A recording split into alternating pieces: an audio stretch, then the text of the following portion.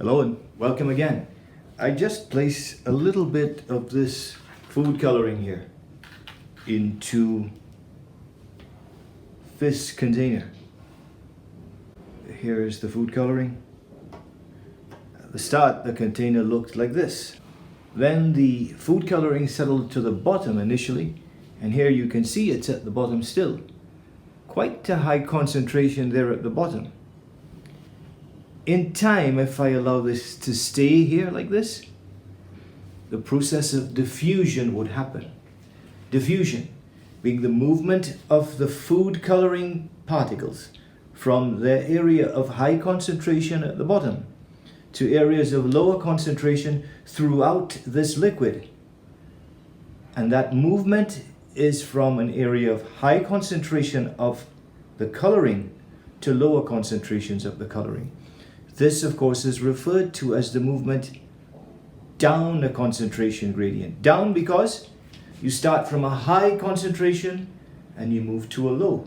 Across a concentration gradient would also be valid because it's from high to low, so across a concentration gradient, down a concentration gradient, along a concentration gradient. All of these are terms that can be used. Up a concentration gradient would not be relevant in this case because this is what you would call a passive process, a process that requires no input of energy from the outside for it to happen. Molecular motion is happening, and in time all of these food coloring molecules will spread themselves around this container, and the entire container would have a very uniform color because the food coloring would have spread across by the process of diffusion. Diffusion being the movement of these food coloring particles from the area of high concentration to the area of low concentration, down a concentration gradient, along a concentration gradient, but not up or against a concentration gradient. But we could also say across a concentration gradient. Or we could simply say diffusion is the spreading movement of a gas or liquid, the gas or liquid particles, from an area of their high concentration to areas of lower concentration. That movement being down a concentration gradient. But that might still leave you a little bit confused. And this was the question posed by my subscriber, Archie from New Zealand. And I want to give a special shout out to you, Archie, because this is a great question that you've posed, and it does bother a lot of students, but so many of them are just happy to kind of memorize things for exams. And what I liked about your question is you said to me you wanted to know how to really come to terms with this without having to memorize it. So let's look at the diagram and see if we could understand a little bit more about this process with a diagram, and we'll have it continue to happen in here in this container as well. As by the time I'm finished, we might see some more diffusion. So what exactly is happening inside of our container then? Let's have a look. It's full of water like this, and you have a lot of the red dye down at the bottom, the food coloring. That's where it begins. That's where it has a high concentration. You have much lower concentrations in other parts of the container. In time, molecular motion, which is random, is happening, and the red color is spreading. It's not doing this in any particular way. It's just that molecules tend to spread out into space. So if you have air freshener in this room, for instance, sprayed into one corner of the room, in time the smell would spread throughout the room. If you have a foul-smelling rotten egg in one part of the room, in time the smell of hydrogen sulfide would spread throughout the room. So too with this here. The molecules move out because they have that space in which to move out into. And in time they would gradually spread themselves out with this random molecular motion happening to all parts. And if given enough time, this motion will continue until there's a uniform layout of the red dye throughout this liquid. And then movement will continue but it's already spread out to its max, so you won't see any discernible change at that point. But right now at this stage, there is a gradient happening because you have a high concentration of the red way down here at the bottom of the container, and you have little or no concentration of the red over on this side.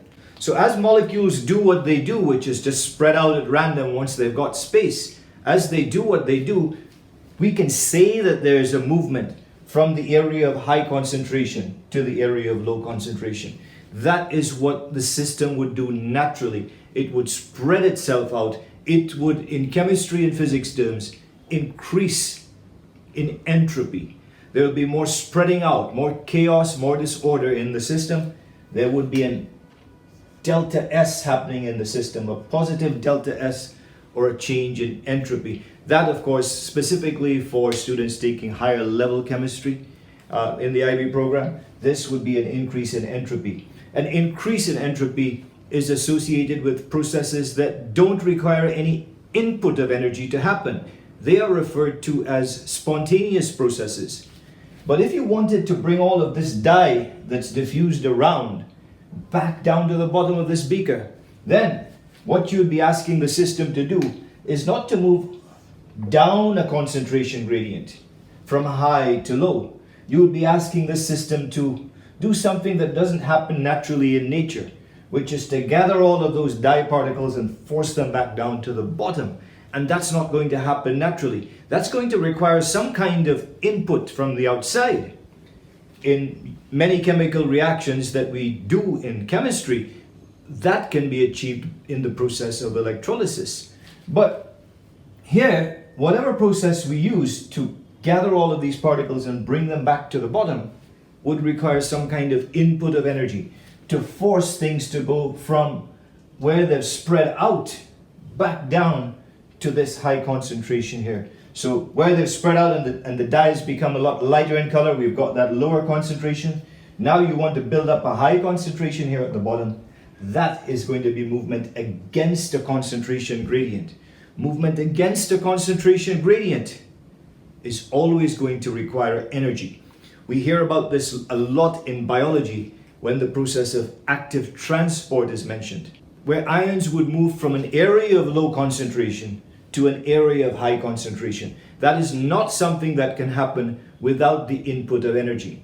In biological systems, we say that some kind of membrane transport protein is required for that, and that's usually associated with the hydrolysis of the energy-rich molecule ATP, which releases energy and allows molecules to move from low concentrations to high concentrations against a concentration gradient. Let's come back now to our container. Still not much change perhaps, but if we shake it, if we put a little bit of energy into the system, shake it a bit, and you'd see the red with that little bit of extra kinetic energy to energize the dye molecules at the bottom.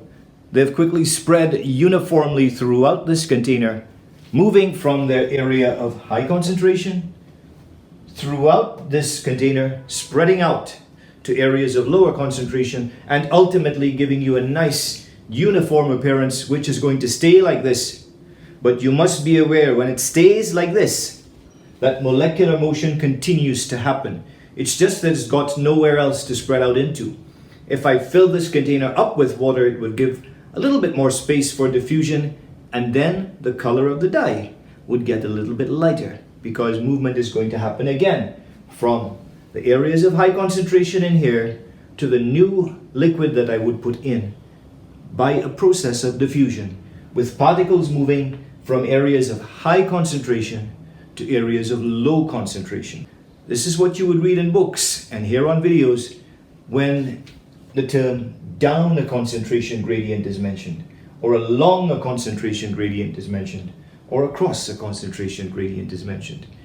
And if it is that you hear up a concentration gradient or against it, that is going to be referring to some process that requires the input of energy. Most often you hear about it in biological systems with reference to the process of active transport.